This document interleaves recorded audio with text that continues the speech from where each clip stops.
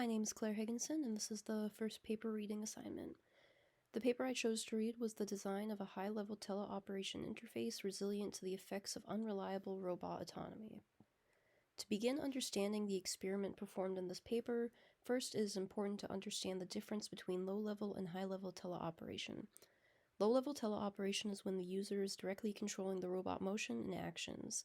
A normal console controller is a good example of this because with it, the user can usually control the character's motion in-game while also controlling the character's ability to perform actions or interact with other objects in the world.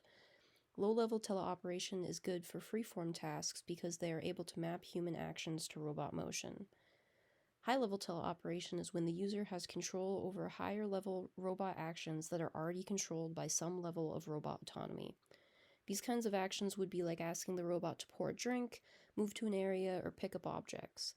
These are all higher-level tasks than simply moving the robot using a joystick and require the robot to have implemented motion planning and execution to be able to reliably perform these higher-level tasks with only the direction to do the task.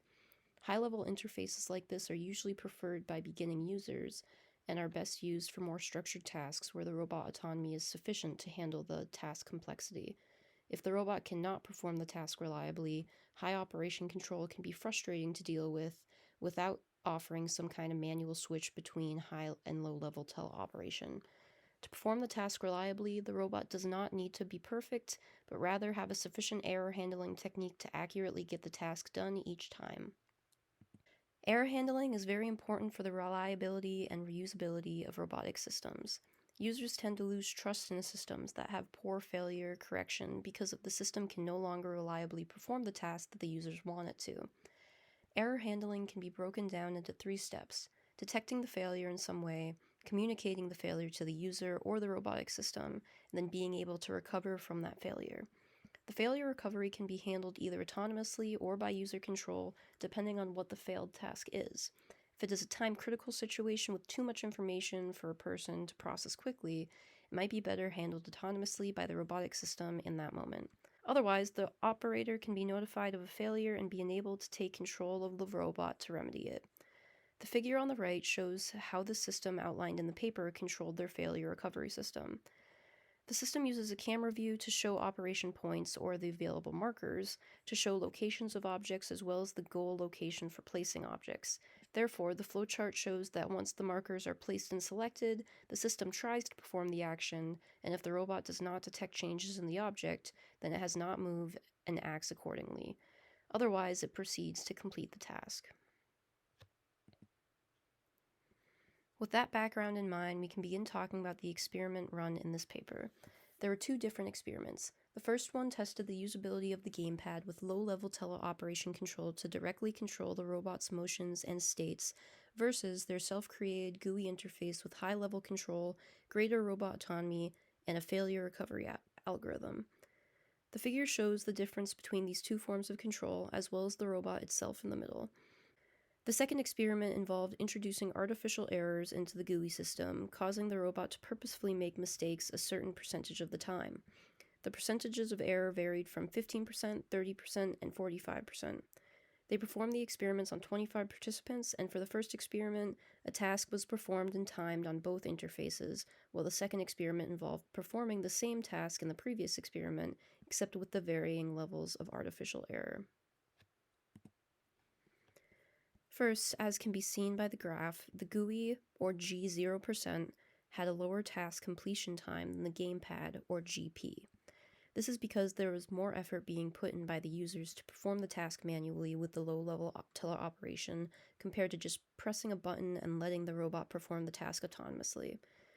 Comparatively, the GUI with 15% or 30% artificial errors were still faster than controlling the robot with a gamepad. The GUI only really started becoming slower when the artificial error introduced into the system was almost 50%, as can be seen at G45% on the graph. When looking at the results for the first experiment, it can be seen on the graph that the GUI, or G0%, had overall lower scores in most categories compared to the gamepad, or GP. It can be seen that the GUI provided lower mental, physical, and temporal demand on users, as well as lower effort and frustration. It only scored higher than the gamepad in performance. This shows that overall, users had better experience with the GUI over the gamepad. When looking at the results from Experiment 2, they are much different. It can be seen that most categories don't really change with any different amount of artificial error introduced into the system.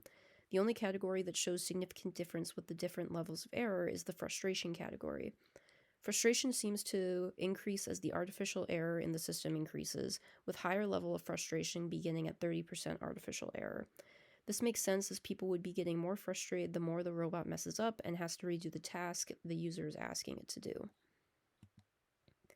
Finally, the study compared the GUI to the gamepad control overall.